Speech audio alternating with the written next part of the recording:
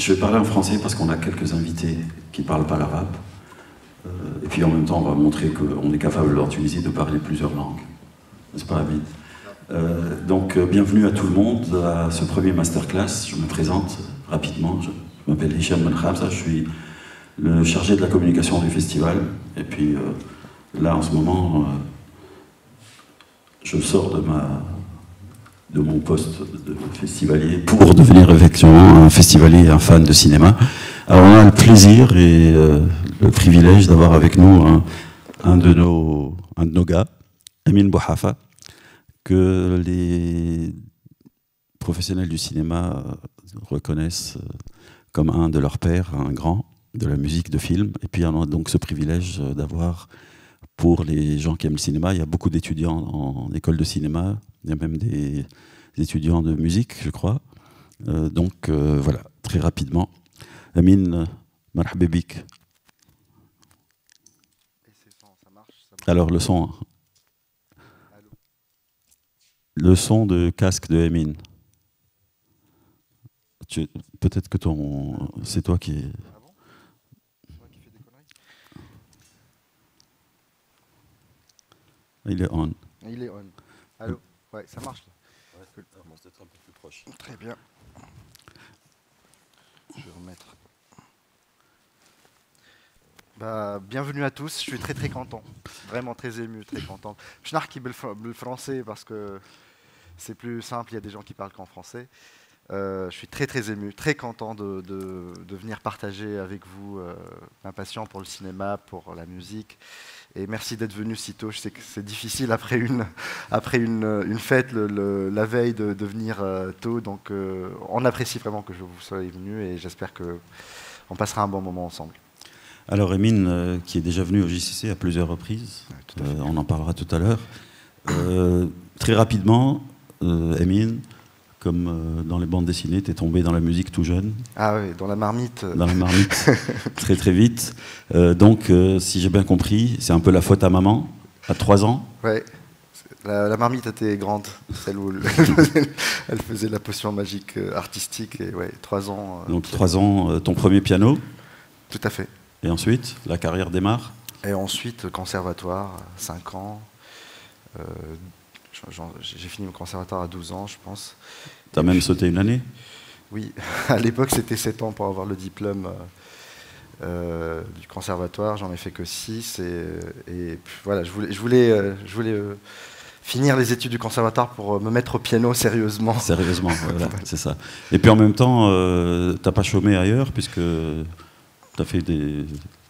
t'étais pas mauvais en études, après le bac, maths sup, maths spé, c'est ça? Tout à fait, ouais. C'était un peu la condition sine qua non pour partir à Paris et pour essayer de bifurquer un moment sur la carrière artistique. Donc voilà, après mon bac maths, j'ai fait maths sup, maths spé, et puis une école d'ingénieur en télécommunication. Engagé chez France Télécom à un moment? Dans un autre cabinet de conseil. On ne va conseil, pas faire de voilà. pub. mais en fait, en parallèle, tout le temps, la musique était toujours dans mon cœur et j'attendais que le moment de pouvoir faire de ma passion ma vie, en fait. Donc le conservatoire de Paris aussi? Tout à fait. Puis j'ai intégré le conservatoire. C'était mon rêve, en fait, dès le départ, d'intégrer le Conservatoire de Paris pour des études d'orchestration, d'analyse, d'écriture, d'harmonie, d'arrangement jazz, d'atelier acoustique. Voilà, c'était une formation un peu complète, très érudite, mais très bénéfique. Mais tu n'as pas attendu le bac et maths sup, maths spé pour faire des musiques de film? Ah non. La première? La première, c'était très jeune, 15 ans, je pense. D'accord. Ouais. 15 ans, un court métrage. D'ailleurs, voilà, justement, je disais que Emin, c'est pas la première fois qu'il vient à Carthage, mais son premier passage à Carthage, c'était pour un court métrage, Les poupées de sucre de Anis Lassout, c'est ça? Tout à fait. J'avais 15 ans et d'ailleurs, on s'est rencontrés hier avec Anis. Il me disait, t'avais quel âge? Je disais, ouais, 15 ans, et on était là. Et c'est comme ça que ma passion pour le cinéma est née. À vrai dire, en fait, la passion pour le cinéma a été née à travers la musique de film. Parce que mon premier souvenir... Enfin, il y avait une musique de film qui m'avait beaucoup touché, qui était La liste de Schindler de John Williams. Et petit à petit, j'ai commencé à m'intéresser aux grands symphonistes hollywoodiens des années 50-60. C'est comme ça que j'ai commencé à m'intéresser au cinéma. Et que je pense que avant, j'allais au film pour écouter leur musique. Et aujourd'hui, clairement, je vais voir des films pour écouter leur musicalité. Et donc, bon, alors tout le monde connaît Amin Bouhaf à un moment parce qu'il y a ce grand film nommé aux Oscars, César, 9 Césars, je crois. 7 Césars. C'est beaucoup, 9. 7, c'est déjà beaucoup aussi. Déjà 7, c'est pas mal. Donc Timbuktu de Abderrahmane Sissako. Oui. Mais pourtant, c'est pas ton premier projet de film, quoi. Bon, en même temps, tu as commencé à 15 ans. Oui, je pense c'était le 9e de mémoire, 9e projet sur lequel je travaillais. Et je pense que j'ai une grande chance j'ai eu cette grande chance d'être appelé pour faire ce projet, parce que d'abord, pour moi, c'est un des plus grands metteurs en scène vivants aujourd'hui. C'était une grande leçon de cinéma de travailler avec Abderrahmane. Et puis le film a eu la carrière qu'on connaît tous. Et voilà, c'était comme si c'était un rêve qui a duré plus de 2 ans, voilà. Depuis Cannes 2014 jusqu'aux Oscars. Et puis surtout, tout le monde parle des Césars, mais le vrai gros prix que les musicos aiment le plus et sont le plus fiers, je crois que c'est le prix France Musique de la SACEM. Oui, tout à fait. Je suis très très fier de ce prix et très content d'avoir eu le prix France Musique SACEM de musique de film, ouais, tout à fait. Alors, Timbuktu, évidemment, c'est un grand film, un grand moment, mais tu as eu d'autres films qui sont promenés dans les festivals, Venise, Berlin. Ça fait quoi d'être un festivalier qu'on invite? Je pense que ce qui est magnifique, c'est vraiment la rencontre. C'est de rencontrer des gens qui sont passionnés par le cinéma et de pouvoir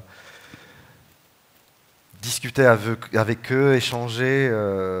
Et c'est ça qui est magnifique dans le festival. C'est vrai que voir des films projetés dans des festivals internationaux, ça fait plaisir. Mais quand on commence à travailler sur un film, on se dit jamais oui, je vais faire ce film parce qu'il va être dans tel festival. Le plus important, c'est vraiment de pouvoir porter le film, de lui écrire la meilleure musique possible. Et après, quand on est en festival, comme ici, c'est tellement magnifique de rencontrer du monde et d'échanger autour de cette passion commune. Alors, la particularité, c'est que, bon, on parle de Timbuktu, on parle du cinéma qui a fait Venise, Berlin, Hollywood, mais ta particularité, c'est que tu es super connu dans le monde arabe aussi. C'est quelque chose dont je suis aussi très fier, parce que je pense que quand on est reconnu dans son propre univers, voilà, ça fait chaud au cœur. Je suis très très content de pouvoir jongler, poursuivre, voilà, 2 carrières parallèles qui sont une carrière dans le monde arabe, en effet, en Égypte notamment, sur des séries et des films, mais aussi à l'international, en France, en Europe. Alors, en plus, sur les séries, les films, je crois qu'il y a un joli nombre. Et puis, dernièrement, Netflix, c'est ça? Oui, tout à fait, tout à fait. D'abord, première série arabe, première série en langue arabe diffusée sur Netflix, The Secret of Nile, 30 épisodes, dont je suis très très très content d'ailleurs. Pas mal, pas mal. Alors, c'est très bien tout ça, mais le plat du jour, qu'est-ce que tu vas nous cuisiner? Camounais, voilà. Pour ceux qui connaissent. Vraiment, ça sera l'occasion de partager ma passion pour la musique et pour le cinéma, de vous parler des choses que j'aime, voilà, de vous parler du pouvoir que la musique a, que la musique est une 3e dimension pour un film, qu'elle est capable de faire apparaître ce qu'on ne voit pas à l'écran.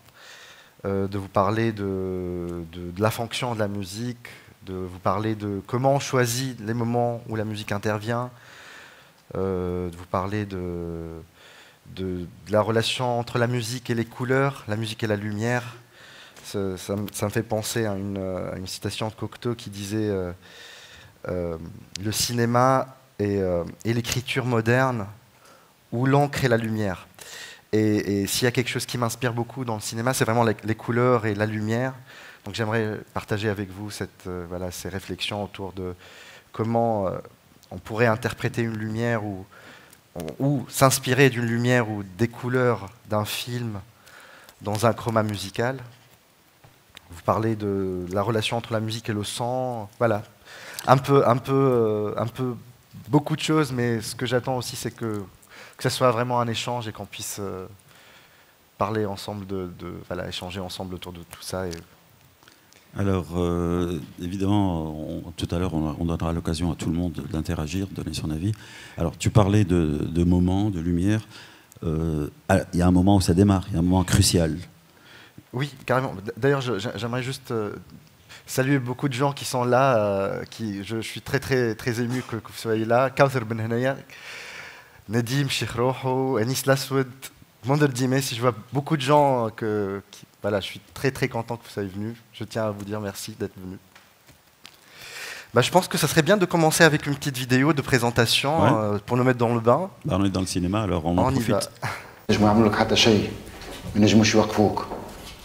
المحضر تو نحط فيه هنا رفضت الامراض. وانت توا تخرج طول تمشي لوكيل الجمهوريه تحرك اخرج فيسع. مثبت اش قاعد تقول؟ ثبت يدك اخرج فيسع تحرك. شبيك يا بنت انت؟ تحرك اخرج! يا بنت اخرج! وين تخرج يا عمي؟ هنا! رز بمخك انت!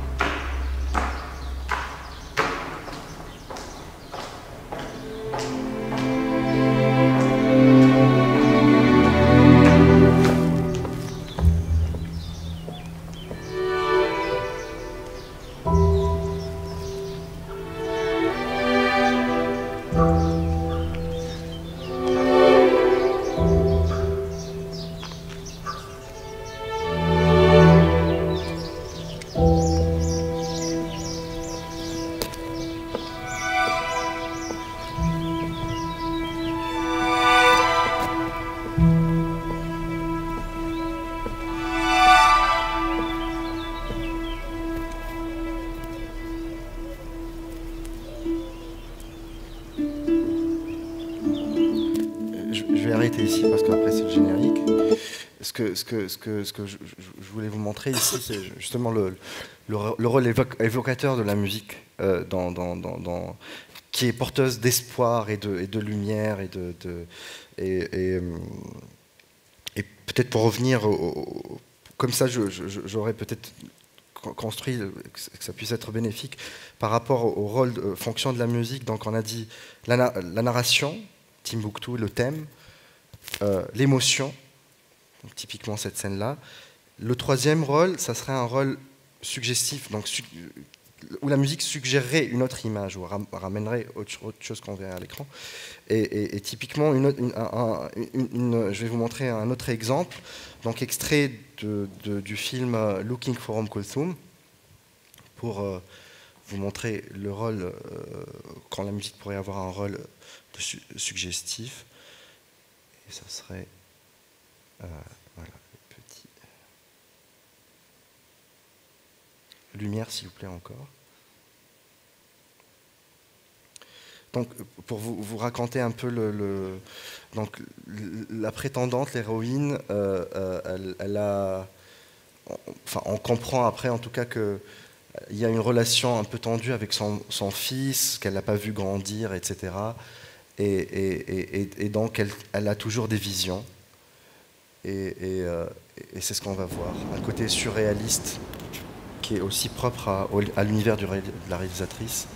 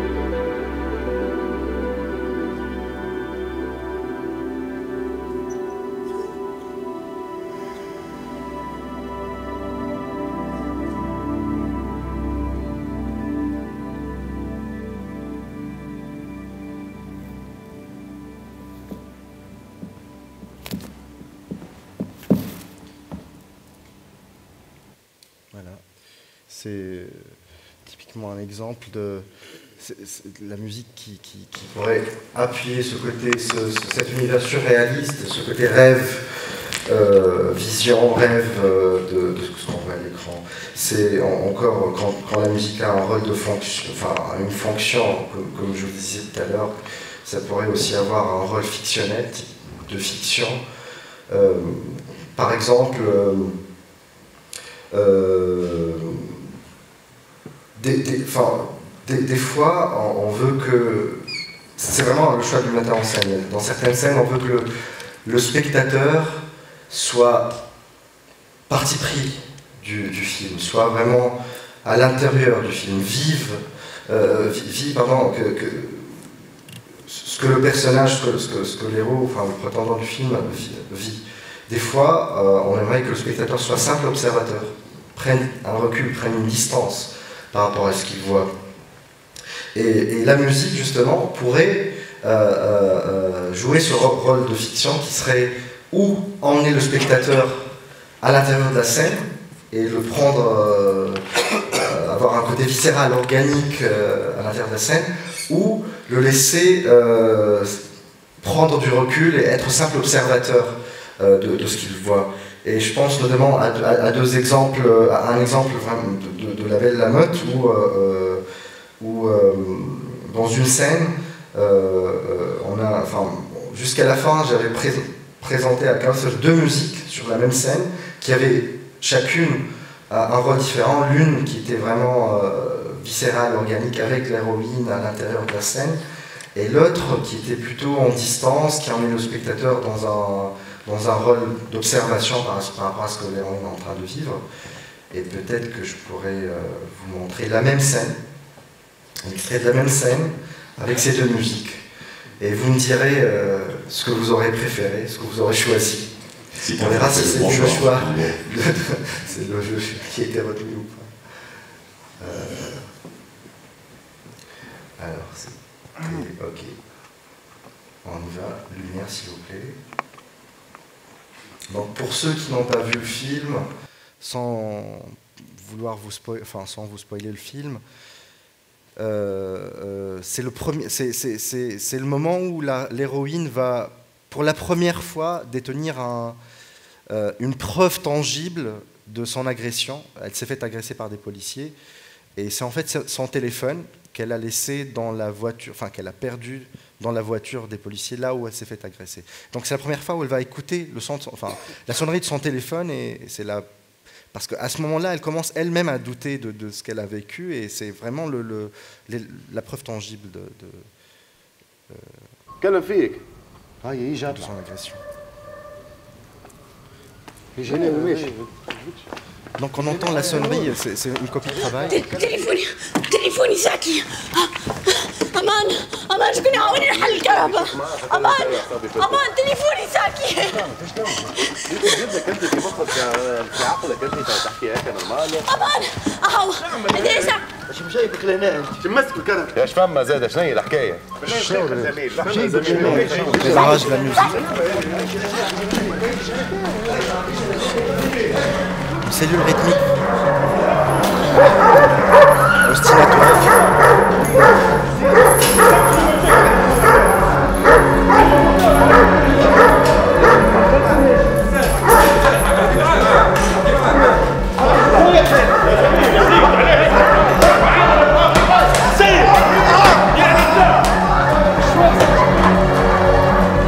Les violons qui vont ramener une certaine profondeur de chant avec les caméras, avec le mouvement des caméras.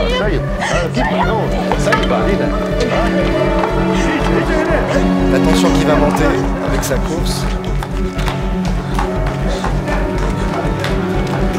Ça monte, ça monte. استنى نتكلم استنى نعاود نتكلم لا انا نمشي وين مشيت؟ في الباركينغ وين مشيت؟ وين؟ Pardon. Donc, extrait 1, musique extrait 2, même scène, musique différente, تكلم فيك fonction différente.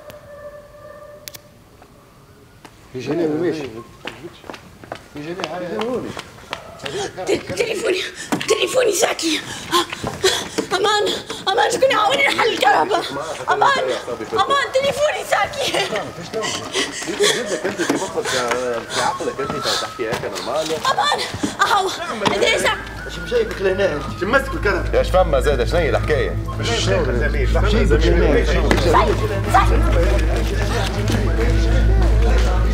On n'a plus de rythme, on est suspendu.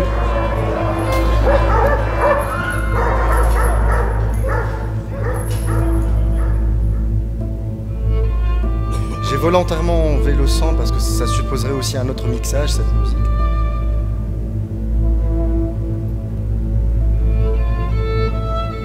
Un instrument solo,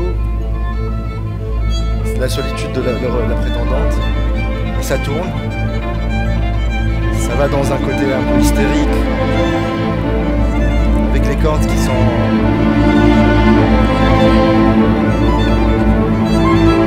Ça accompagne sa course, ça court.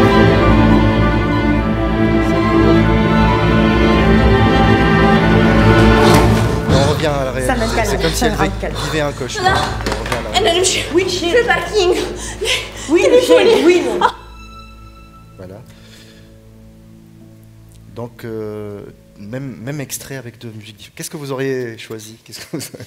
Qui a préféré l'extrait 1? Qui a préféré l'extrait 2? Bon, l'extrait 1 gagne. Alors la réalisatrice avait raison. donc l'extrait 1, typiquement, c'est viscéral, organique. On est avec l'héroïne, on vit avec elle ce qu'elle vit. On est vraiment, le spectateur est pris parti. C'est son point de vue à elle, en fait. Ah, tout à fait, c'est son point de vue à elle, absolument. Et l'autre, on l'autre, est à l'extérieur. Extérieur. Le spectateur, il prend un peu de recul, de distance par rapport à ce qu'elle est. Il l'observe en train de vivre son cauchemar, en fait. Et c'était, voilà, quand la musique pourrait jouer un rôle fictionnel. Deux exemples différents. Et je pense que aussi, bien sûr, ça peut aussi avoir les deux. On peut avoir un contraste entre une musique fonctionnelle et une musique fictionnelle. Et typiquement, tu avais évoqué le football sans ballon, la scène de football sans ballon dans Timbuktu. Et c'est un exemple où la musique joue un rôle fonctionnel et fictionnel à la fois, où il y a l'équilibre entre une musique qui va apporter une thématique, qui va accompagner l'image, mais aussi qui va emmener un discours narratif, un discours dramaturgique, une dramaturgie au film. Et peut-être qu'on peut montrer aussi cet extrait pour les gens pour ceux qui n'ont pas vu Timbuktu, le football sans ballon, qui est, il faut dire, une scène mythique, une scène qui relève du génie de mise en scène. Il faut savoir que la première fois où j'ai vu cette scène-là, je ne me suis pas rendu compte vraiment qu'il n'y avait pas de ballon. C'était aussi monté d'une autre manière. Hein, alors, pour ceux qui n'auraient pas vu le film, dans le contexte, c'est donc Timbuktu, c'est ce groupe de djihadistes islamites extrêmement à l'extrême qui envahissent un village, enfin Timbuktu en l'occurrence, et qui interdisent la musique, mais qui interdisent aussi le sport, le foot. Et donc il y a cette scène mythique où on voit des enfants, des jeunes jouer au football sans ballon. Alors,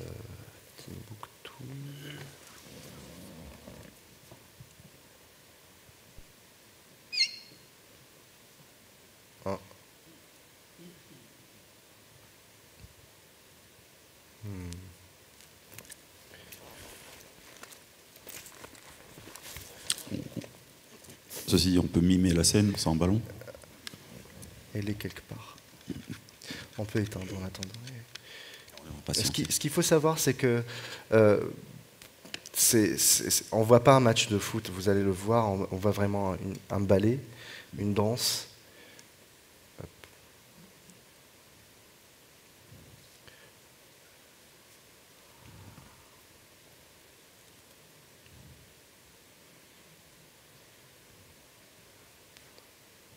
Et football sans ballon, on est là.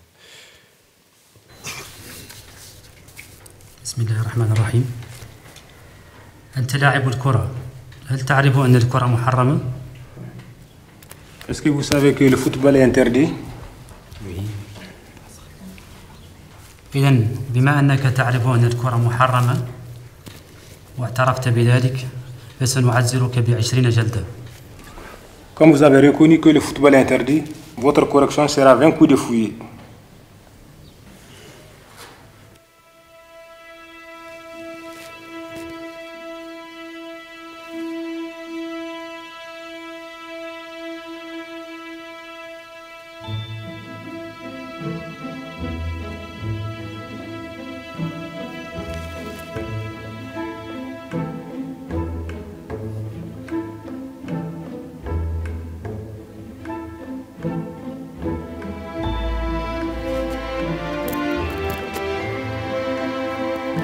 Je pourrais vous dire qu'il y a des petites gouttes qui c'est le personnage du ballon quand on va avoir le ballon.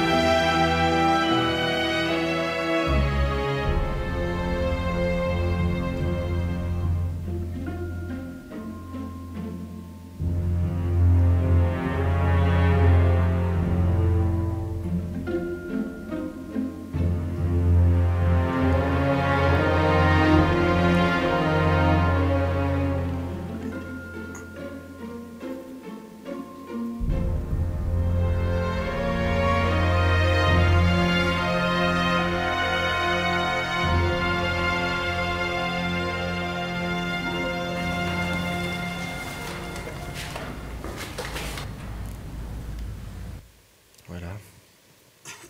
Donc ce qu'on voyait, c'est typiquement... Et puis comme le ballon n'était pas là, bah, la musique, c'est subtil, hein, c'est pas, je veux dire, c'est pas, des petites gouttes de Célestat, des petits triangles qui, à chaque fois qu'on tape le ballon, viennent accentuer, ou ponctuer. Dans notre subconscient, voilà, c'est comme si ça montrait le petit. Ah, alors, on a parlé de la fonction de la musique, donc à quoi elle sert, et puis, très important, j'imagine, sûrement, l'emplacement de la musique. Quand est-ce qu'on place telle musique à tel endroit et pas à un autre? Tout à fait. C'est ce qu'on appelle dans le jargon ou dans le vocabulaire des compositeurs de musique de film et du cinéma, le spotting. Le spotting, je pense que c'est la séance, une des séances les plus importantes de travail avec le réalisateur, qui est le choix justement des moments où la musique va intervenir, non seulement des scènes où elle va intervenir, mais aussi des moments où elle rentre, des moments où elle sort. Je pense que quand on regarde un film, on pense jamais à... on ne sent pas quand la musique rentre ou quand la musique sort. On ne fait pas attention. Si on fait attention, ça veut dire que l'exercice est raté du côté de... Manque de fluidité. Tout à fait. Mais en tout cas, moi, ce que j'aime, c'est quand on ne sent pas que la musique rentre. Quand elle est là, sans qu'on sente qu'elle est là. Ça peut être amené par un bruit du film, par, je sais pas, une voiture qui passe... un claquement de porte, un cri, ça peut être amené par un mouvement dans le cut, dans le montage du film. Ça peut être amené voilà, surtout un son, je pense que c'est... Et puis, le plus difficile, c'est pas quand elle rentre, mais quand elle sort aussi, parce que quand elle est là, c'est plus difficile de s'en débarrasser aussi, sans qu'on sente qu'elle n'est plus là. En fait, ça me fait penser que c'est comme si c'était un équilibre, un contraste, équilibre, vertige, en fait, la musique et le silence. Enfin, quand est-ce que la musique rentre et quand est-ce que le silence... mais je pense que le silence est vraiment un élément très, très, très important. Quand on pense à l'endroit où la musique va intervenir, il faut penser au silence aussi, car je pense que, comme disait Jensen, le cinéma sonore nous fait découvrir le silence. Donc, la musique nous fait apprécier en quelque sorte le silence, et vice-versa, le silence nous fait apprécier la musique quand elle est là. Si on n'a pas ce bon équilibre, c'est comme quand on fait du café, en fait. Quand on met beaucoup de poudre, on a un café dégueulasse. Quand on en met peu, ça ne tient pas. Il faut trouver le juste équilibre entre le silence et la musique pour pouvoir avoir un contraste, pour pouvoir définir un relief, pour pouvoir créer un relief de la musique. Et je pense que cette discussion est très importante, et c'est vraiment un choix, entre le metteur en scène et son compositeur, parce que le metteur en scène, il a certainement une idée claire de ce qu'il veut avoir de la musique. Le compositeur aussi peut des fois surprendre le metteur en scène en disant qu'il aurait voulu mettre de la musique dans une scène, et le compositeur pourrait dire j'aurais pas vu de la musique dessus, ou le contraire, dans une musique où il devait pas avoir dans une scène où il ne devait pas avoir de musique à la place, au départ, que le compositeur soit force de proposition, on propose quelque chose que dans le metteur en scène n'a pas pensé. Et l'emplacement de la musique, ça peut aussi découler de ce qu'on disait tout à l'heure, qui est la fonction de la musique. Parce qu'une fois qu'on a décidé que la musique serait narrative ou évocatrice, ou fictionnelle, etc., ça peut aussi nous aider à nous donner des éléments de réflexion. On va faire une musique propre à tel personnage, qui va accompagner sa descente aux enfers, par exemple, tel le cas dans La Belle et la Meute, ou qui va accompagner, ça peut être un road movie, par exemple, qui va accompagner son voyage. Et à ce moment-là, on va dire, à chaque fois qu'on a telle situation, on pourrait remettre de la musique, ça sert de leitmotiv, ça sert d'éléments de construction de la structure du film. Mais au sein de la même scène aussi, l'endroit où on met la musique, l'endroit où la musique commence, où la musique finit, peut emmener un regard différent, même une fonction différente de la musique. Je pense notamment, c'est un exercice qu'on a fait même vraiment avec Kauter sur La Belle et la Meute. Je pense à une scène dans le deuxième plan séquence qui est où on a essayé de mettre la musique sur des endroits différents à chaque fois. Et on peut par exemple voir la même scène avec la même musique et à chaque fois mise dans des endroits différents. Et vous allez voir que en fonction de l'endroit où on place la musique, on va avoir un effet différent de ce que la musique pourrait emmener. Peut-être que je pourrais vous montrer ces trois extraits. Pardon. Lumière, s'il vous plaît.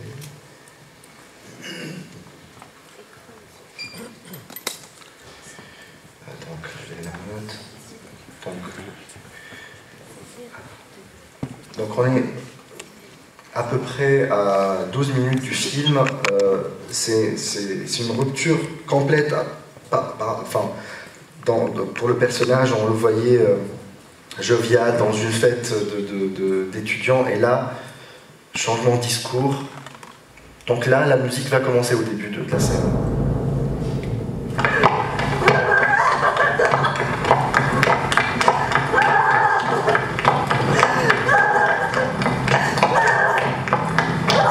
La musique, elle est là. Elle a commencé avec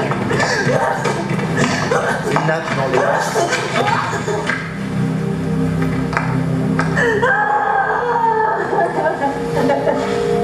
Petit cristal bâché.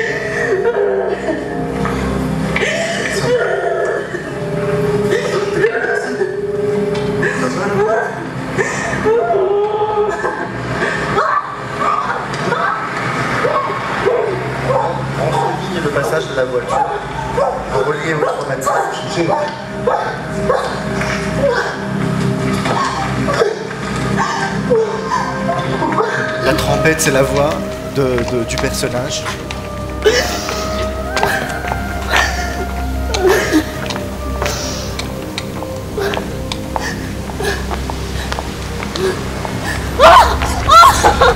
Le même soulignement du passage.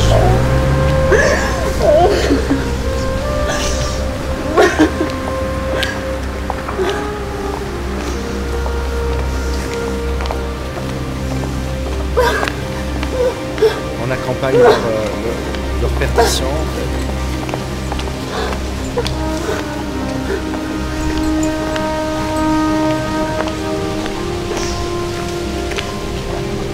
Ah, on voit quelque chose, on accompagne son regard.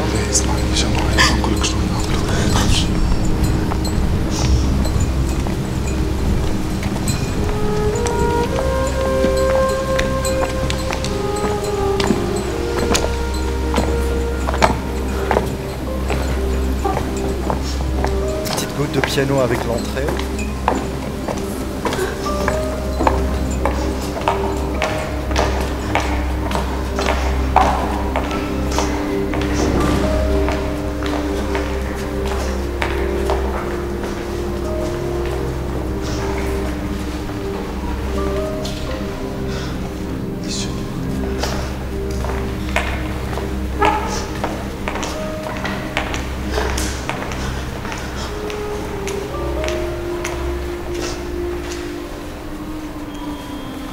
مريم شبيك لازم نتقابل طبيب ايش Voilà. La musique finit ici avant le dialogue. سلام. Donc là, la musique, tout ce qu'on voyait, laissez la lumière, tout ce qu'on voyait à l'image, la musique venait à chaque fois commenter, entre guillemets. Donc première possibilité. Deuxième possibilité.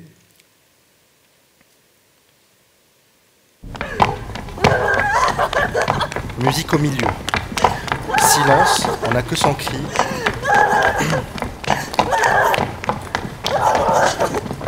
Son cri.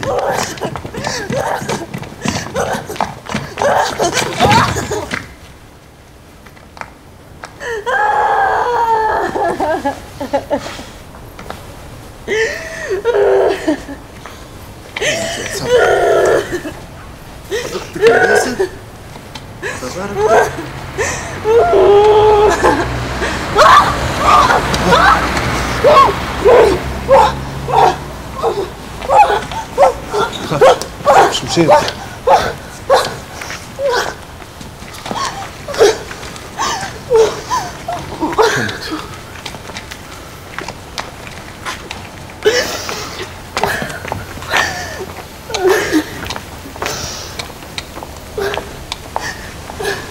Toujours silence.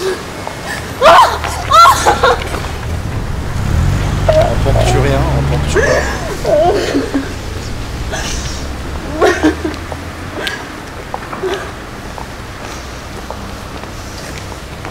Ça commence ici. On l'introduit un peu après le son de la voiture pour qu'on ne sente pas qu'elle vient.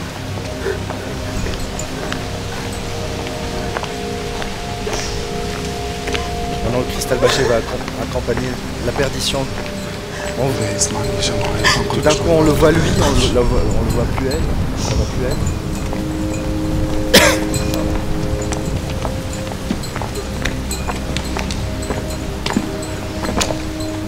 La trompette ne sera plus la voix du personnage, mais comme si la trompette les emmenait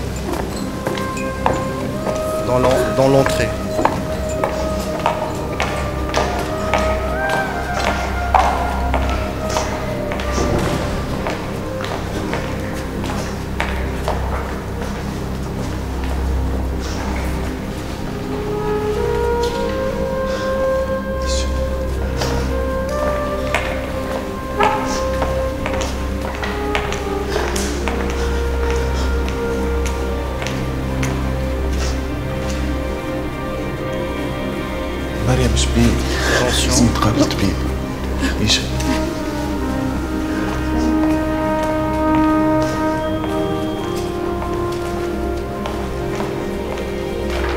سلام.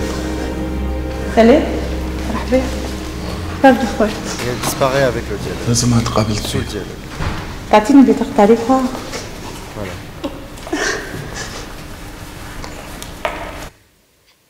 Je vais vous montrer le même extrait maintenant avec la musique à la fin.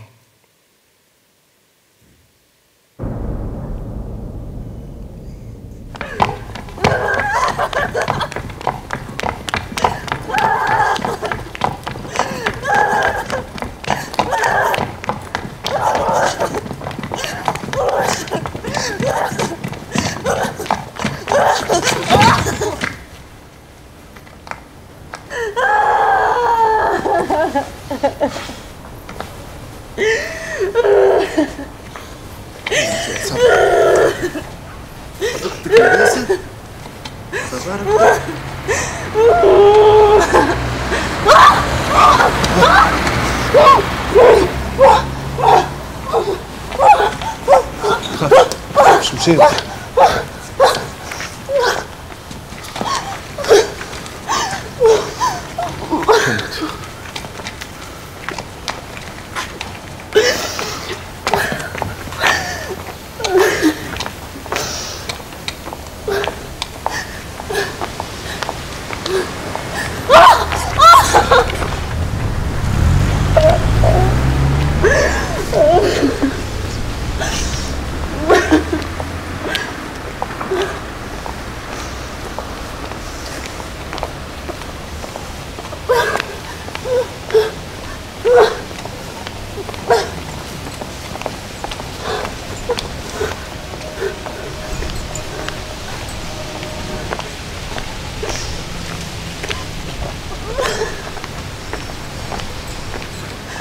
اسمعني يا جماعة نقول لك شلون ناكل ولا تخافش.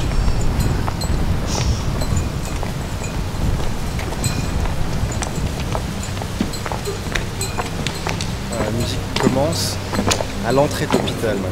C'est comme si tout d'un coup il va se passer, ce qu'on sent, c'est un drame va se passer à l'intérieur de l'hôpital.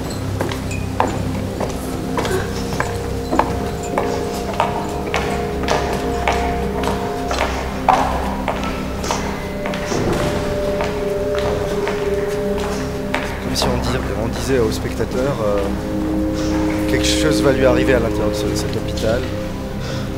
Alors,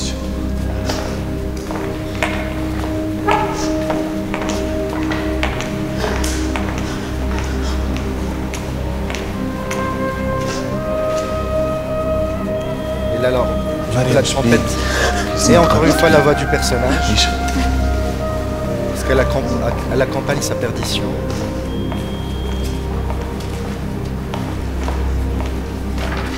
سلام. سلام. Ça va donner un rôle de تفضل خويا. très bizarre à la femme aussi. تعطيني بطاقة تعريفها. Voilà, et ça s'arrête ici. Donc je sais pas, faisant l'exercice de tout à l'heure, qu'est-ce que vous auriez choisi? Qui aurait choisi la musique au début, tout début? Le deuxième extrait, la musique au milieu, et la musique à la fin. Bon. La minorité, c'est la musique à la fin. En fait, ce qu'on a gardé, c'est la musique au milieu. Parce que typiquement, là, c'est vraiment elle complétait ce qu'on voyait à l'écran. On n'était plus dans la narration et dans la redite de ce qu'on voyait au début. On n'était pas dans le drame annoncé de la musique, de ce qu'on voyait à la fin. On était vraiment dans une... Ça emmenait une ambiance sonore en fait au film. Ça complétait en quelque sorte ce qu'on voyait et c'était pas vraiment d'un côté narratif, mais plutôt traité comme un élément d'ambiance sonore ou un élément voilà, vraiment une ambiance sonore. Tu avais parlé d'ailleurs de passages, on le voyait même visuellement, les marches, courir, ensuite les marches, ensuite rentrer. Est-ce que tu avais pensé à ce moment-là que ça pouvait renforcer créer une rupture avec la scène qui est arrivée avant, et puis créer cette nouvelle ambiance un peu comme ça, et qui est annonciatrice de drame. Tout à fait, tout à fait. C'est vraiment la musique là, elle commence à nous faire immerger, parce que justement la scène d'avant, on est dans une boîte de nuit, ça danse, on a l'impression qu'il va y avoir un idylle entre les deux prétendants, et tout d'un coup ça coupe et on la voit en train de courir. Donc la première chose qu'on comprend, lui il est en train de courir derrière elle. Qu'est-ce qu'on va penser? Il s'est passé quelque chose entre eux, et lui tout d'un coup on le voit en train de l'aider, et on commence à se dire qu'est-ce qui s'est passé vraiment. Donc, tout en continuant à être dans le flou. Tout à fait, tout en étant dans le flou complet. Et donc la musique, quand elle vient au milieu, elle annonce cette couleur cette couleur sombre, cette couleur de drame en fait. De drame, du coup, c'est un drame passé, là, qu'on n'a pas vu. Et donc c'est la musique qui va apporter ce non-dit, cette chose que le réalisateur a choisi volontairement de nous cacher, qui est le drame. C'est la musique qui l'emmène pour compléter ce qu'on ne voit pas à l'écran. Alors, puisqu'on parle en fait de scoring, d'original, puisqu'on est dans la composition originale, là, on a bien vu l'immersion totale du personnage, du compositeur, des idées de la réalisatrice. Mais quand on tourne un film qui s'appelle Looking for Kalthoum, avec quand même dans le titre Kalthoum, est-ce que on a des attentes quand on arrive? Est-ce que ce personnage, la diva de la musique, on peut imaginer que les gens vont venir voir et espérer voir Kalthoum, la musique. Alors, comment faire la part des choses pour que le répertoire Kalthoum, la musique Kalthoum, on puisse passer de ta musique à toi vers... Parce que dans le film, il y a des extraits de chansons Kalthoum. Et là, on n'est plus totalement dans l'original. Dans la composition originale, on est dans une espèce d'hybride, enfin, en tout cas, complexe.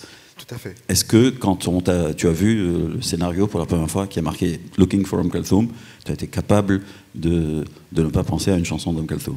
D'abord, moi, quand on m'a appelé sur ce projet, j'avais peur. Enfin, pour un compositeur, c'est un compositeur. Moi, j'ai vécu avec la voix Kalthoum depuis très jeune. Je connais une grande partie de son répertoire, et avec ce film, j'ai complété tout ce que je ne connaissais pas.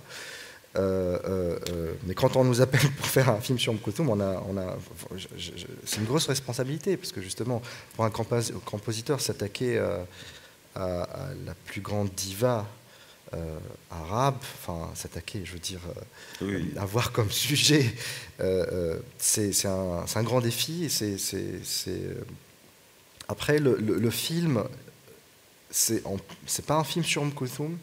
C'est une mise en abîme, à savoir, on parle de l'histoire d'une réalisatrice qui veut faire un film sur Kalthoum. Donc on a aujourd'hui, 2016, 2015, 2017, c'est pas défini, mais aujourd'hui versus Kalthoum dans les années 20, aujourd'hui versus Kalthoum dans les années 30, aujourd'hui versus etc. Donc on avait non seulement Kalthoum, non seulement aujourd'hui, non seulement aussi l'univers esthétique particulier de Shirin Nashat, mais aussi ce contraste temporel d'un élément très contemporain, enfin de quelque chose de très contemporain, de quelque chose de classique, disons, qui serait amené justement par les chansons Kalthoum. Puis le nom même, tu m'excuseras, mais c'est épique.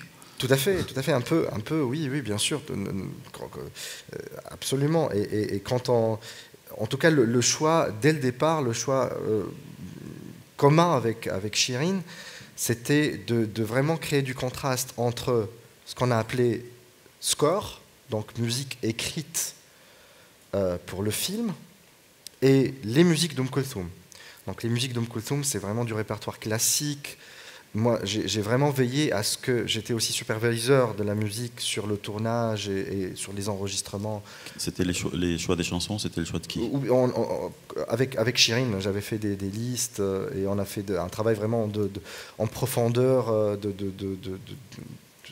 On a travaillé 2 mois avant le tournage sur les chansons, le choix, les emplacements, l'évolution de sa voix, sa prononciation a différé. Vraiment, c'était un travail de personne. Le travail sur le personnage musical était vraiment très approfondi. Et ce que je voulais dire, c'est que il était très important pour moi de garder le côté authentique d'Oum Kulthum sans rajouter des arrangements ou des couches. Vraiment, j'ai travaillé sur les années 20, elle avait combien de musiciens avec elle, il fallait qu'ils jouent exactement de la même manière, parce que aussi la manière de jouer dans les orchestres arabes classiques a évolué entre les années 20, 30, 40. Donc j'ai fait vraiment un travail d'historien en disant de recherche, comment ils jouaient, j'ai écrit les partitions avec la même authenticité où je jouais, les années 30 différemment, les années 40, les années 50. Et je suis allé en Égypte, au Caire. On a enregistré dans les studios de la radio, là où Oum Kulthum même enregistré. Je tenais à utiliser les mêmes micros que Oum Kulthum utilisait pour chanter. J'avais même dans l'orchestre des gens qui ont joué avec Oum Kulthum sur ses derniers concerts, dans les années, fin des années 60, début des années 70, et leur fils avec eux. Et je garde un souvenir très ému, parce qu'à un moment, on était au studio, et les musiciens jouaient, et j'ai fermé les yeux, et j'avais l'impression qu'elle allait rentrer chanter. Tellement en fait, le côté boisé du studio, les micros d'époque, même la manière dont les musiciens étaient répartis sur scène, je les ai mis exactement comme ils étaient sur scène, en fait, quand ils jouaient avec elle. J'ai mis son micro à elle devant, et je leur ai dit, regardez-la, elle est là, jouez pour elle, et écoutez-la jouer, écoutez-la chanter. Il n'y en avait pas la voix à l'époque. Et donc voilà, c'est vraiment un contraste. Donc le côté authentique sur ces chansons.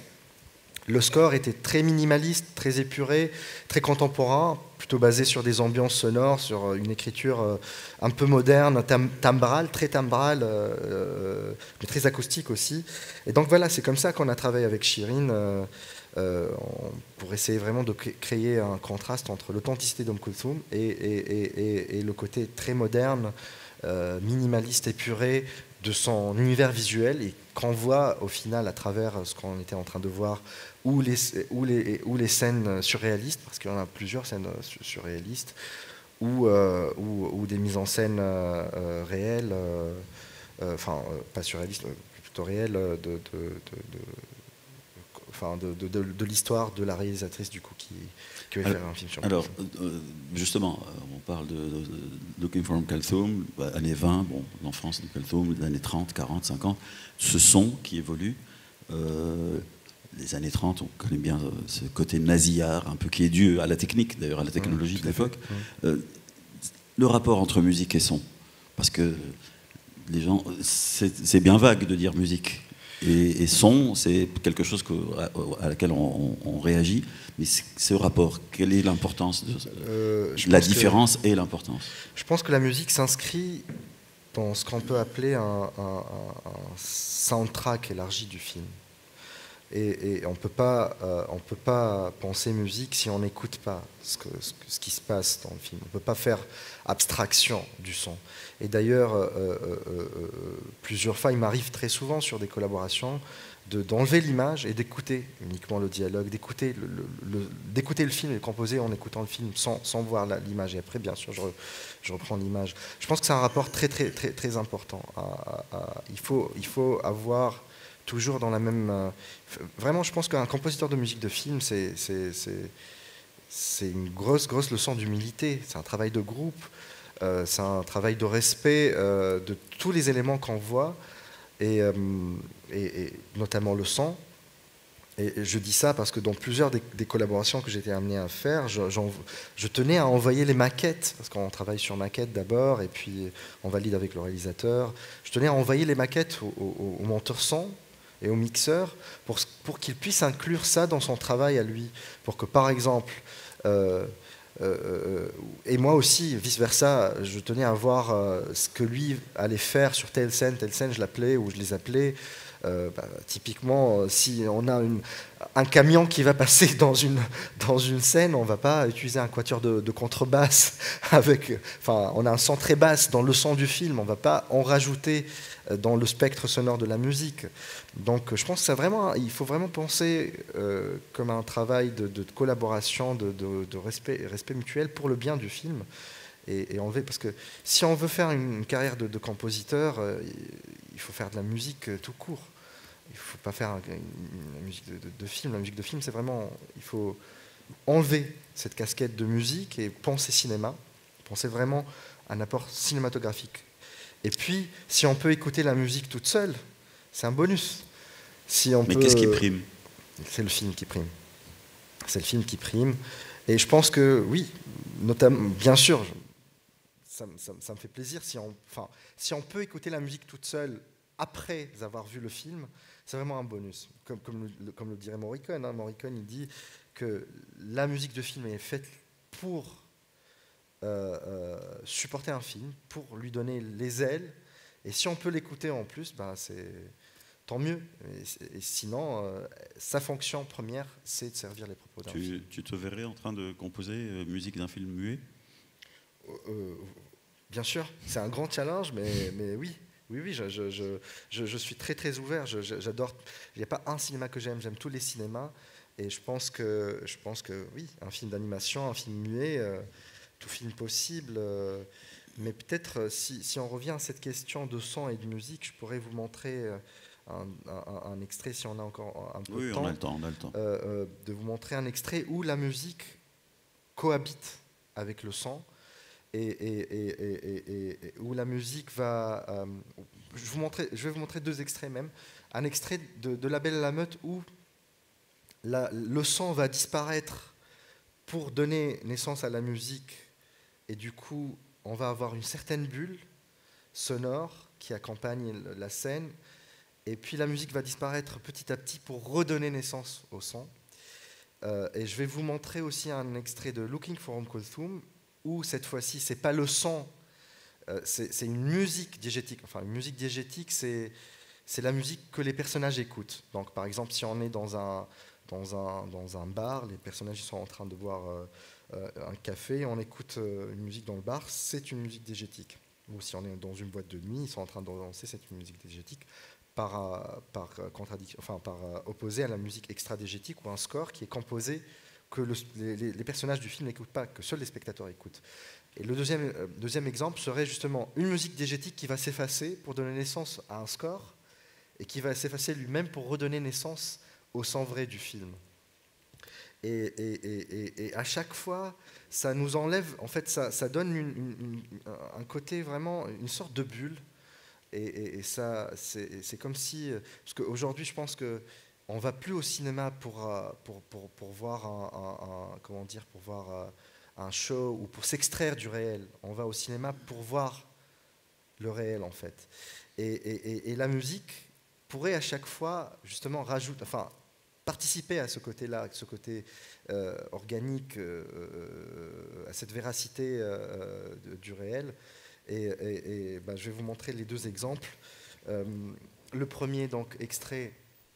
Ça sera La Belle et la Meute, pas mixé, je pense que c'est celui-là.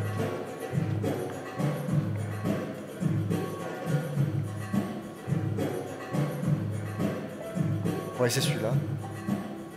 Pardon, excusez-moi. Parce que là, on a encore le son qui va s'effacer petit à petit. La musique en ressort. On entend des chuchotements.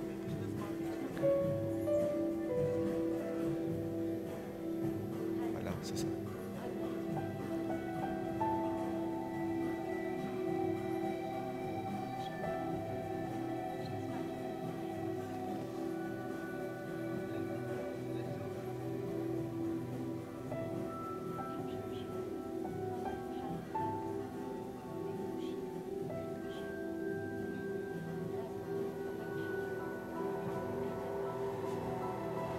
Voilà, tout à fait.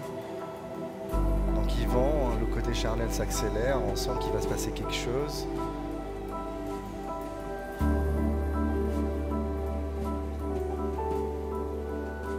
Et là la musique va commencer petit à petit à redescendre, redonner naissance au dialogue et au son du film. Voilà.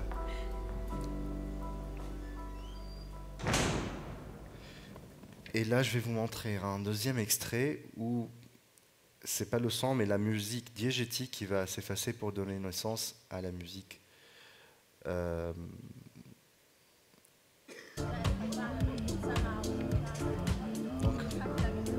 on est dans une soirée, musique chill.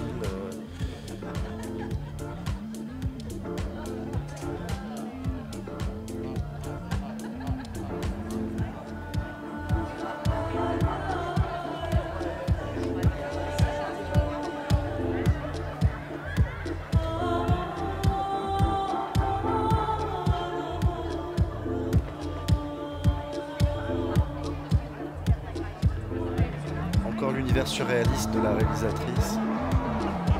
On sent qu'il y a des visions qui commencent à se faire. C'est blurred, c'est flou.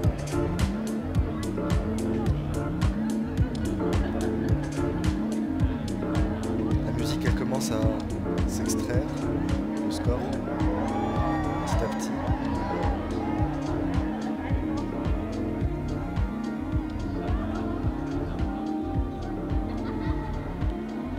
Ça donne une sorte de bulle au personnage. Ça accélère, ça accentue le côté flou.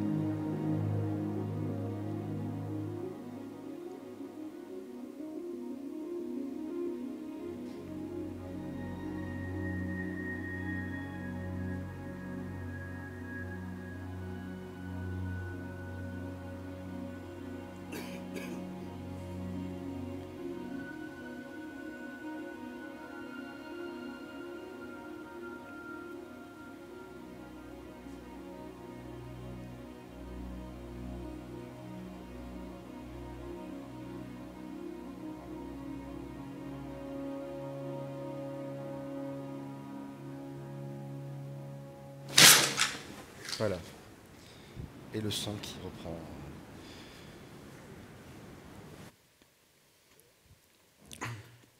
Tout ça, c'est pour, encore une fois, revenir à la lumière, à l'idée que... Donc voilà, c'était pour mettre la lumière sur l'importance de la collaboration avec le son et le fait de penser vraiment à la musique dans un collectif sonore. Alors, il est 12h30, comme on a démarré avec un peu 10 minutes après qu'il n'était prévu. On va rapidement passer à quelques questions. Mais là, juste une dernière impression, tu as parlé de collectif.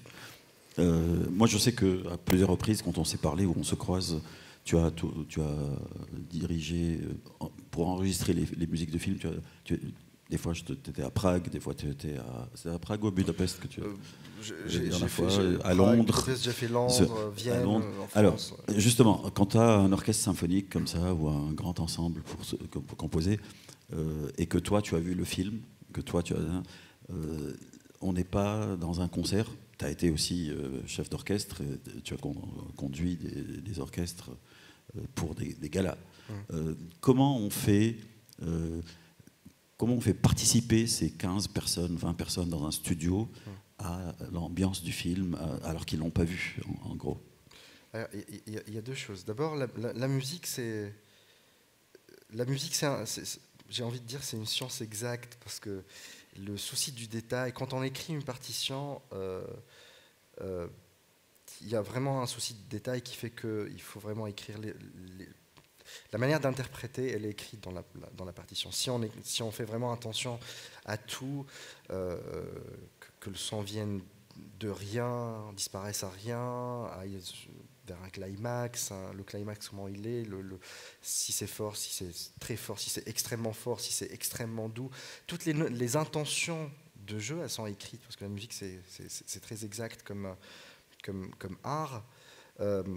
Aussi, je tiens toujours à ce qu'on puisse voir le film au moment où on joue. Donc, il y a un écran.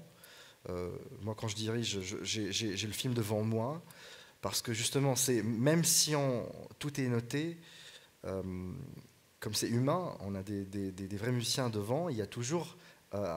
ils vont toujours apporter un côté humain à cette interprétation. Sauf que comme on a déjà travaillé avec un réalisateur, qu'on a validé des maquettes, ce côté humain peut emmener la musique dans un registre qui n'a pas été... On peut être tout d'un coup s'emporter plus, donner plus de passion alors qu'il faudrait plus de retenue, ou être retenu alors qu'il faudrait de la passion, ou jouer un forté, une nuance fortée qui soit plus forte que ce qu'il nous faudrait. On est toujours dans l'approximation, mais aussi dans l'interprétation. Donc c'est important d'avoir le film au même temps de l'enregistrement.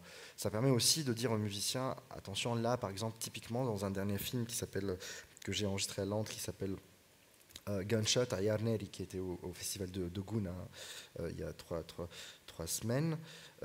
J'avais un solo de corps français, de French horn, c'est un instrument de cuivre, qui est un instrument très... quand on l'entend, on est directement aux États-Unis, on est dans Jurassic Park, il y a un côté très héroïque, très américain. Et moi, je voulais cet instrument, mais sans cette connotation patriotique. Je voulais un son grinçant, en fait. Donc j'en ai parlé, quand le musicien était là, je lui en ai parlé, et je lui ai montré la scène. Il m'a dit, ah tiens, j'ai une idée. Il m'a sorti une sourdine, une sourdine, c'est quelque chose qu'on met devant l'instrument qui détimbre le son. Et on est parti d'un son patriotique, un peu héroïque, à un son grinçant, très un peu nasillard, qui était parfait pour la scène. Donc typiquement un exemple où avoir le film en enregistrement est très important, parce que quand on a le luxe de pouvoir avoir des musiciens, c'est magnifique, parce qu'eux aussi peuvent être force de proposition, eux aussi peuvent te proposer quelque chose à laquelle tu t'y attendais pas, mais il faut toujours garder dans l'esprit qu'on a déjà validé une maquette avec le réalisateur.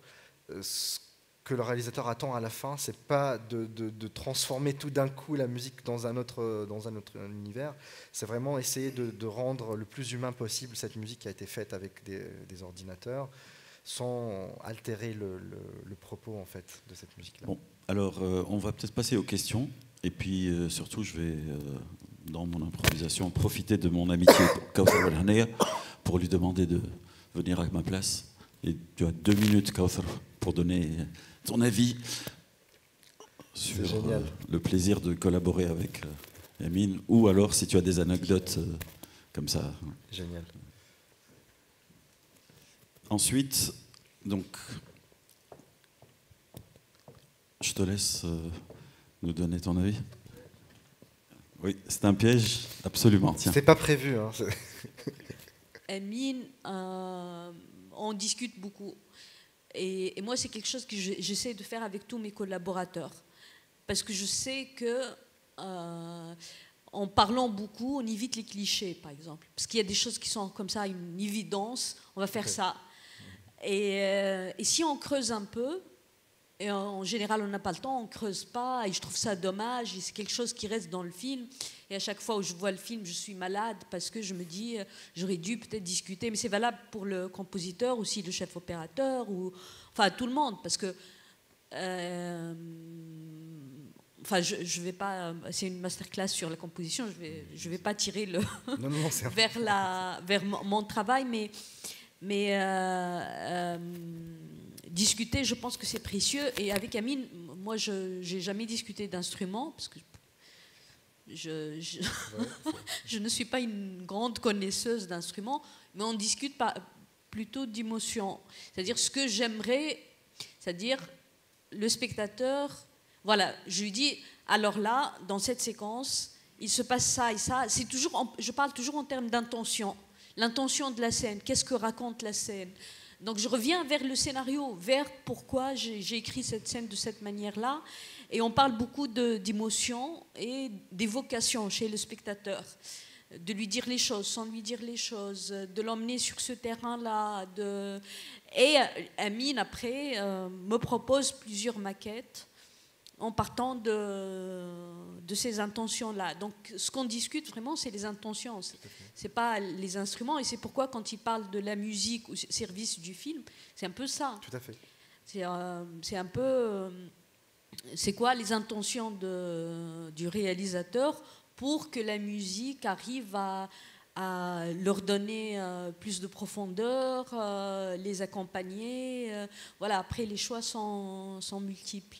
Donc, c'est quelque chose de très, très particulier. Et c'est vrai que alors dans le trajet long et épuisant de la fabrication d'un film, quand on arrive à la post-production et surtout après le montage, parce que le montage on est encore là, en général on est extrêmement fatigué, et là commence le travail avec le musicien, et donc c'est-à-dire si on n'a pas en face de nous quelqu'un qui est enthousiaste tout d'un coup, comme on ne l'est plus, nous on est en tant que réalisateur on est un peu fatigué. Quelqu'un d'enthousiaste qui veut vraiment servir le film, c'est assez compliqué. Voilà. Et c'est valable pour tous les postes au niveau de la post-production, surtout les postes de montage son, mixage. Et il y a quelque chose d'extrêmement intéressant que moi j'ai observé, c'est le rapport entre le musicien et le mixeur, dont tu as parlé un peu, et le monteur son aussi. Parce qu'à un certain moment, on commence le montage son et on n'a pas encore les maquettes. Enfin, ça dépend de l'évolution de la production. Parfois, on n'a pas d'argent, donc on attend de l'argent. Donc, c'est des moments extrêmement compliqués pour un réalisateur, pour un producteur. Et parfois, on fait du montage sans la musique. Après, la musique peut arriver à un certain moment où on reprend le montage son. Donc, c'est des jonglages très compliqué. Voilà à peu près mon... Alors, je vais rebondir sur toutes ces analogies. On a vu un match de football sans foot, on a entendu parler de jonglage, on a entendu parler d'un joueur qui arrive à la dernière minute pour marquer. Alors, on est en overtime, là. On a déjà dépassé les 90 minutes. Merci. Tu peux t'asseoir. Je vais faire... Si tu veux continuer, t'asseoir. Donc, je vais passer le micro à qui voudrait... Alors, on a vraiment du temps pour 3 questions, 4 max. Quelqu'un voudrait démarrer? Merci. Bonjour Amine, bonjour tout le monde. Je voulais juste faire une réflexion rapidement sur ce que tu as dit en ouverture. Alors si vous êtes réalisateur, vous pouvez peut-être vous présenter, comme ça, ça permettra de comprendre que vos questions sont pointues. Oui, bonjour, je suis réalisateur et mon film passe cet après-midi à quelle heure? 14h30. Allez, la question. Voilà, en fait, tout à l'heure, tu parlais de lumière, de couleurs, d'images, quand tu as commencé. Et c'est marrant, j'ai l'impression d'écouter un directeur photo quand tu parlais. Et comme quoi, la musique, c'est aussi peut-être chez toi des images. Et en fait, j'ai une question très simple, parce que j'imagine que tu dois bosser sur des original soundtracks en ce moment. Et je voulais savoir si tu devais bosser avec un seul compositeur. Avec qui tu partagerais une compo? En duo? Ouais, sur une compo, quoi. Question piège. Hein. Tu n'es pas obligé de répondre non plus pour ne pas te brouiller avec tous les compositeurs du monde. Je peux toujours dire qu'on n'a plus le temps de répondre. Avec mon fils bébé qui n'est pas encore compositeur. Alors, autre question, moins piège. C'est derrière la caméra, ça m'évitera. Oui. Bonjour Ami. Bonjour. Je m'appelle Yolduz, étudiante en master de recherche cinéma à l'ESSEC. Je suis en train de rédiger mon mémoire de master de recherche sur la musique du film Tombouctou. J'ai la chance de voir. Donc, je pourrais poser des questions. Entre la collaboration avec Abdelrahman Sissako, entre technique et idéologique, comment ça passe la collaboration comment vous traduisez les idées de Abdelrahman en musique?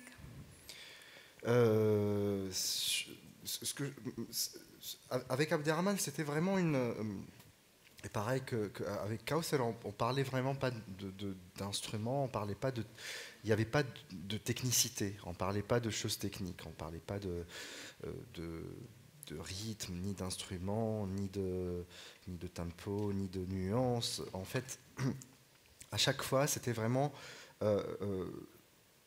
il nourrissait ma réflexion avec ses intentions, son discours cinématographique, ses intentions de réalisateur. Donc, ça peut être une émotion, une certaine émotion qu'il aimerait qu'on ressente sur une image. Ça peut être justement un rôle narratif. Il souhaitait que la musique, par exemple, tout d'un coup raconte quelque chose qu'on ne voit pas à l'écran. Comme je disais, il nourrissait ma réflexion avec des métaphores. C'était très très métaphorique. Comme je disais tout à l'heure, la phrase de Dostoïevski.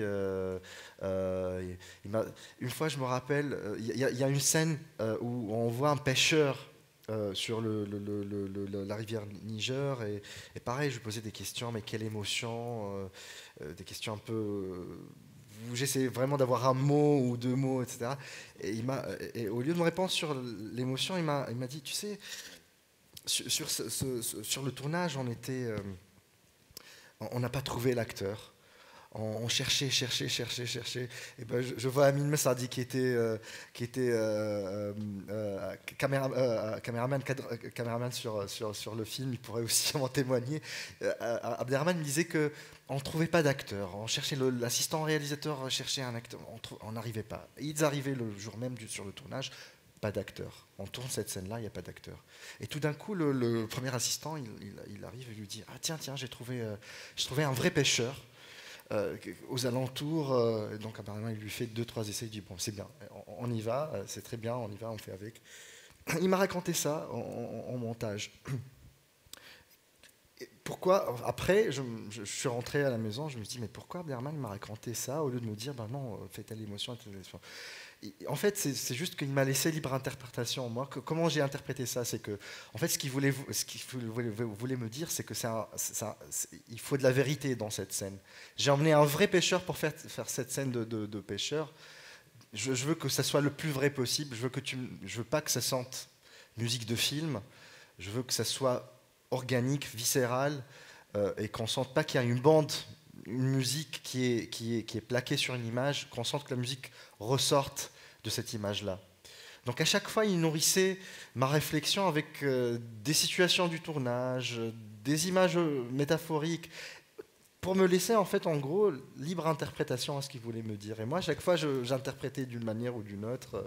Donc c'est comme ça qu'on a collaboré. On n'a jamais parlé de technique. Bon. Voilà. Je vais te couper, tu m'excuseras, mais alors, on va prendre juste vraiment une dernière question. Deux questions, je veux que quelqu'un me demande. Alors, une ici et une là-bas, mais très rapidement, s'il vous plaît. Ok, merci, je vais être très rapide.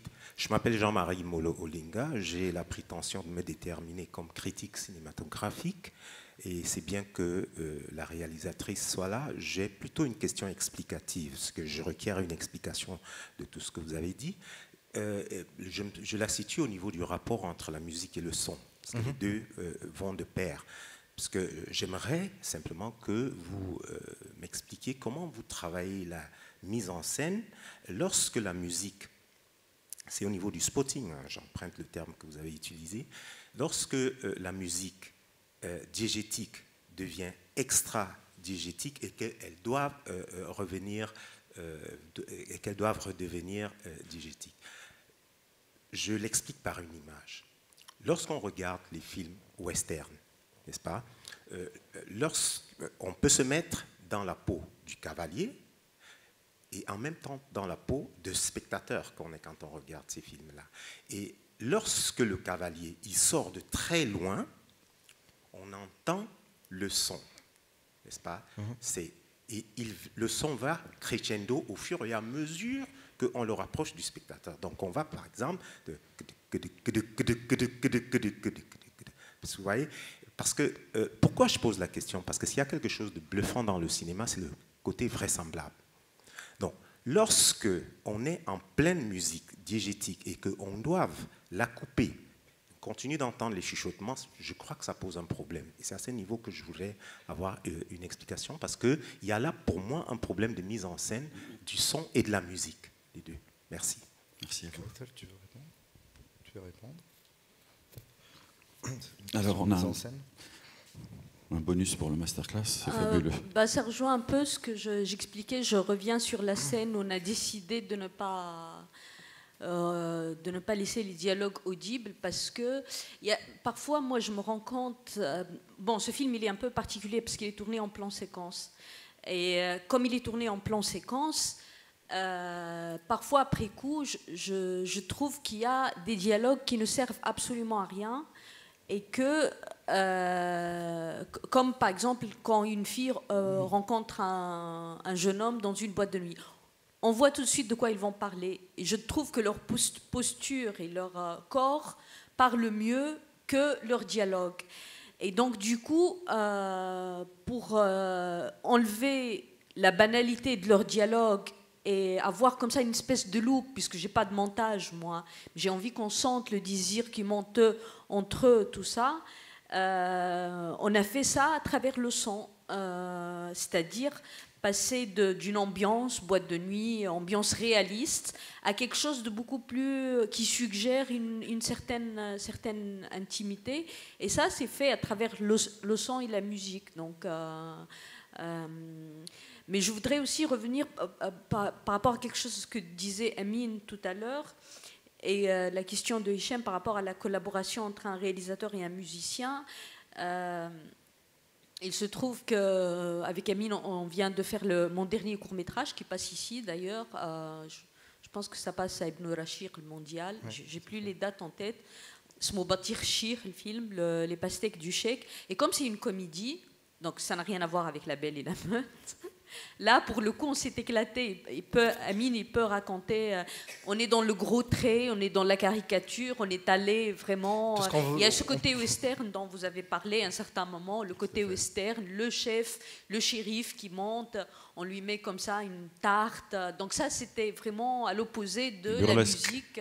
Burlesque. Ouais, la musique, voilà, qui doit être suggérée, tout ça, à l'opposé. Et c'est ce que disait Amine par rapport à chaque nouveau projet. C'est comme si on n'a rien fait avant, on ne sait pas, et on commence dès le départ. Voilà.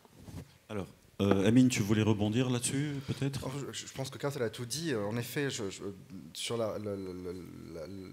le son et la musique, c'est un choix de metteur en scène d'abord, mais après, il y a un côté fusionnel quand la musique...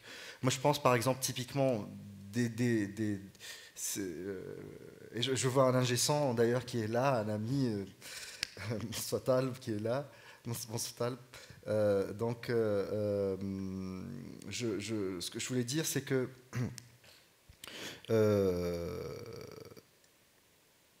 typiquement des erreurs, quand on fait une école de musique de film, on nous dit directement, quand on a un dialogue par exemple, typique, il ne faut pas utiliser des instruments solo.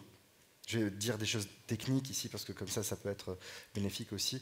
En fait, pourquoi ? Parce qu'on a un dialogue, on a déjà des gens qui parlent. Si on va mettre en plus un instrument qui va parler, ça va être redondant, on ne va plus entendre aucun des dialogues. Donc typiquement, là, il faut que le musicien se retienne et sache que... Enfin, d'abord, j'aime pas beaucoup mettre des musiques sur des dialogues, mais si on doit mettre des musiques sur des dialogues, il ne faut pas que ce soit un instrument solo. Ou, comme le cas de figure, comme le montrait ici, on avait un instrument solo, on avait deux instruments en fait, qui se répandaient. C'était la voix la voix de la fille, la voix du garçon, et qui essayait de... C'est comme si, en fait, quand on travaillait avec Kat, je me rappelle, on était en labo dans mon studio, et elle me disait, là, mets une goutte ici, parce qu'on voyait ses lèvres s'ouvrir, le mouvement. En fait, on voulait vraiment dessiner ce rapport intimiste qui se créait avec la musique. Là, on a utilisé des instruments solos parce qu'on n'avait pas de dialogue, parce qu'on les entendait pas. Et du coup, on a remplacé ce qu'on n'entendait pas par la musique. Donc voilà, c'est toujours un rapport fusionnel entre la musique et le son, et qu'il faut qu'on pense avec le metteur en scène d'une manière très... Ok, alors vraiment la dernière question, très courte. Bonjour, Bonjour. Moi c'est Cliff, je suis compositeur de musique, ingénieur son. Ma question c'est par rapport au film Timbuktu. En fait, j'aimerais bien savoir quelle a été la difficulté pour agencer musique orchestrale qui est horn et brass et tout ceci, et des musiques typiquement africaines qui souvent sont très dissonantes. Donc, quel a été par exemple le gros challenge pour essayer d'harmoniser le tout ? Je pense que le premier challenge pour moi, c'était d'abord de rentrer dans l'univers de la musique africaine, parce que Abderrahmane Sissako, c'est un très très grand connaisseur de la musique africaine. Donc pour moi, d'abord, c'était un travail Je suis allé écouter toutes les références, Farka Touré, et après, quand j'ai vu le film, la première chose qui m'est venue à l'esprit, c'était que l'erreur évidente qu'on pouvait faire, c'était justement de faire une musique africaine uniquement dans ce film. Ça serait cantonner le film à un discours local,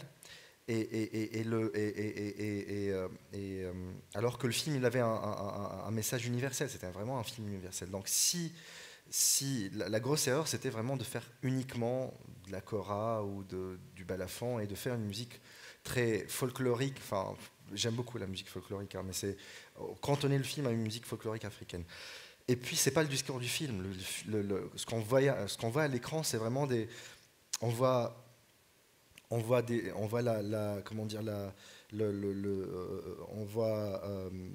un peuple qui se fait agresser par des extrémistes religieux et qui tient bon et qui ne se laisse pas faire, qui va jouer du football sans ballon, va pousser les frontières de l'interdit, va pousser va pousser l'interdit, va chanter une musique même si on continue à le flageller, va s'aimer même si on continuerait à les lapider. Donc il y avait une sorte de résistance, c'était pousser les limites. Et c'était ce propos-là que je voulais faire avec la musique, c'était pousser les limites et donc partir là où on nous attend pas, c'est-à-dire faire une musique universelle à partir d'éléments aussi africains. Donc faire ce mélange d'éléments locaux, enfin d'instruments locaux, et pousser l'interdit et se faire une musique de ballet sur un match de football qui se passe à Timbuktu, et de faire une musique de danse à la Béjar sur le djihadiste qui commençait à faire des gestes qui étaient montés en parallèle avec la séquence de lapidation.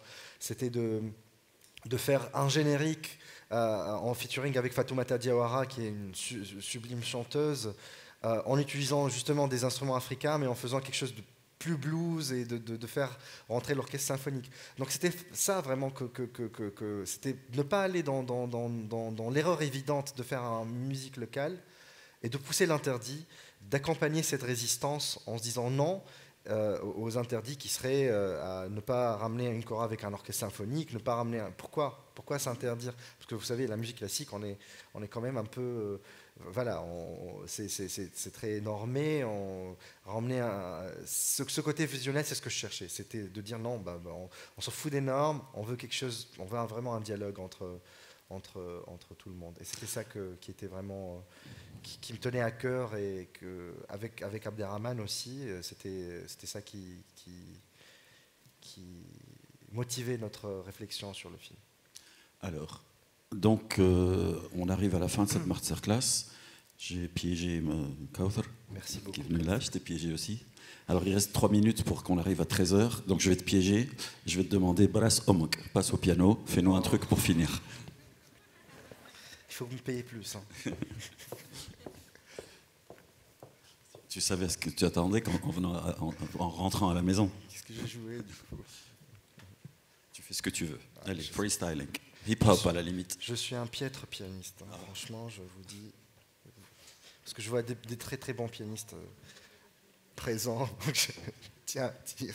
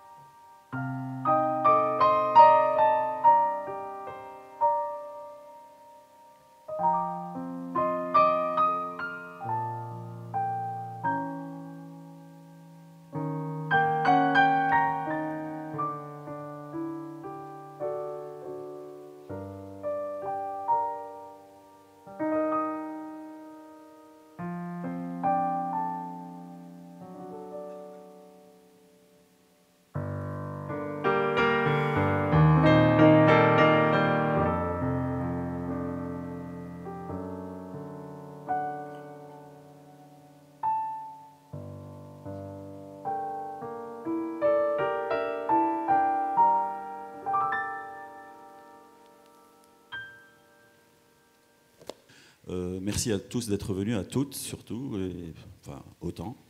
Je voudrais vous rappeler qu'on a d'autres masterclass cette semaine, le 6, c'est ça, à 11h, ici même, Mohamed Salah Haroun, le grand réalisateur tchadien, prix du jury à Cannes, c'est ça, qui va nous faire un masterclass. Donc. Et puis 2 jours après, le 8, Brahim El Haris, le grand critique cinématographique, journaliste, écrivain, qui sera parmi nous. Ça, c'est pas à rater, parce que quand on a quelqu'un qui a très très bien parlé aussi bien de Youssef Chahine que de Martin Scorsese, je crois que ça vaut la peine. Alors, Amine, un dernier mot à la maison avant qu'on aille se faire une camounée. Merci beaucoup d'être venu. Je suis vraiment très très touché, très content de faire cet exercice, de partager cette passion pour le cinéma et pour la musique avec vous. Je suis très très content d'avoir fait ça avec vous. J'espère que ça a été bénéfique et voilà, vous avez passé un bon moment. Voilà. Alors, à nouveau, merci à vous. Vive le cinéma, vive les JCC. Vive la musique. Vive la musique, oui.